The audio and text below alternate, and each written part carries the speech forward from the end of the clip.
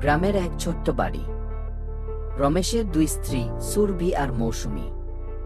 একই উঠোনে দুজন থাকে, কিন্তু দুজনের মধ্যে যেন দিনরাত লেগেই থাকে ঝগড়া। একদিন দুপুরে ভাত বসানো নিয়ে শুরু হলো ঝগড়া। এই মৌসুমী, কে তোকে বলল আমার হাঁড়িতে ভাত দিতে? আমার রান্নাঘরে হাত দিবি না। আরে হাঁড়ি কি তোর বাবা? একসাথে তো খাই সবাই। আরে ভাত না দিলে তুই আবার বলবি আমি সংসার করি না, কি খাই? তুই সব সময় আমার নামে বদনাম করিস। আমি না থাকলে সংসার চলবে না। দুজনের কথা করা হতে হতে এমন পর্যায়ে পৌঁছালো যে উঠোনে ভিড় জমা। রমেশ অসহায় হয়ে দাঁড়িয়েছিল। আরে তোমরা দুজন একটু শান্তিতে থাকতে পারো না? সারাদিন ঝগড়া করলে লোকে হাসবে না? কিন্তু কেউ শোনে না। তখনই মনোরমা কাকিমা এলেন।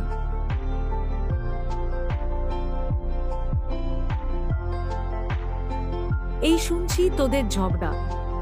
বল দেখি দুজনের মধ্যে কে বড়? সুরভি আমি বড়, মৌসুমী আর আমি ছোট। তাহলে তো সহজ, বড়জন ছোটকে আদর করবে আর ছোটজন বড়কে মান্য করবে। সংসার মানেই সমঝোতা। দুই হাতে তালি বাজে, এক হাতে নয়।